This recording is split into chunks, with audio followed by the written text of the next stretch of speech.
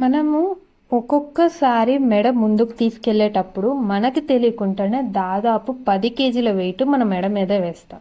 దానివల్లే మనకి neck pain అనేది వస్తుంది. దాన్ని ఫార్వర్డ్ నెక్ పోస్చర్ అని కూడా అంటాము, లేదంటే టెక్ నెక్ అని కూడా అంటాము. డెస్క్ వర్కర్స్కి మోస్ట్లీ ఉంటుంది. దీన్ని ఎలా రీసెట్ చేయాలనేది ఈరోజు వీడియోలో చూద్దాం. ఫస్ట్ ఏం చేస్తారు అంటే, ఫస్ట్ వచ్చి డోర్ వాల్ చెస్ట్ స్ట్రెచ్ అనే చెప్తాం.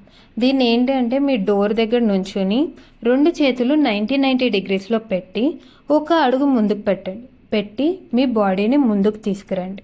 అలా తీసుకొస్తే మీ చెస్ట్ మజిల్స్ అన్నీ లాగినట్టు అనిపిస్తుంది. అలా ఒక 30 సెకండ్స్ హోల్డ్ చేసి మళ్ళీ రిలాక్స్ చేయండి. ఇలా ఒకసారి చేస్తే చాలు.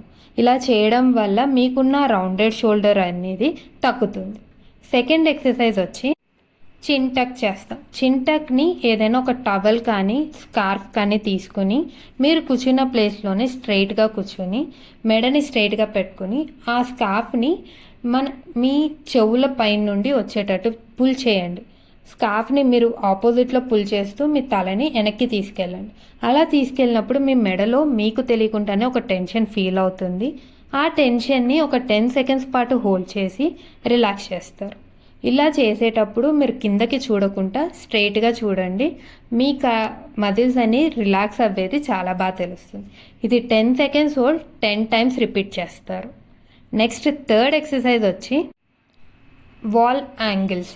వాల్ యాంగిల్స్ వచ్చి మన అప్పర్ బ్యాక్ని స్ట్రెంగ్త్ చేస్తాయి. అది ఎలా అంటే, మీరు వాల్కి స్ట్రైట్గా నుంచుని మీ చేతుల్ని 90 డిగ్రీస్లో పెట్టండి. అది చూడటానికి ఒక డబ్ల్యూ షేప్లా ఉండాలి. ఇప్పుడు మీ తలని గోడ కానిచ్చి మీ ఎల్బోస్ని మోచేతులను కూడా గోడ కానిచ్చి పైకి అలానే రాసుకుంటూ చేతులు పైకి తీసుకెళ్ళండి. అలా తీసుకెళ్ళినప్పుడు ఐ షేప్లో ఫామ్ అవ్వాలి. అలానే కిందకి తీసుకురండి. ఈ మూమెంట్ చేసేటప్పుడు మీ బ్యాక్ మజిల్స్ అనేది చాలా వరకు రిలాక్స్ అవుతాయి. ఇలా ఒక 10 టైమ్స్ చేయండి. ఈ ఎక్సర్సైజెస్ రోజు మీరు ఒక 7 రోజులకి ప్రాక్టీస్ చేయండి. ఒక్కసారి చేసినా చాలు. రోజుకి మీ బాడీలో మీ పోస్చర్లో చాలా వరకు డిఫరెన్స్ తెలుస్తుంది. ఈ వీడియోలో కొంచెమైనా డిఫరెన్స్ తెలిస్తే సబ్స్క్రైబ్ బటన్ని హిట్ చేసి వెళ్ళండి. కింద కమెంట్ సెక్షన్లో ఏం ఫీల్ అయ్యారో కూడా రాయండి. మళ్ళీ నెక్స్ట్ వీక్ కలుద్దాం.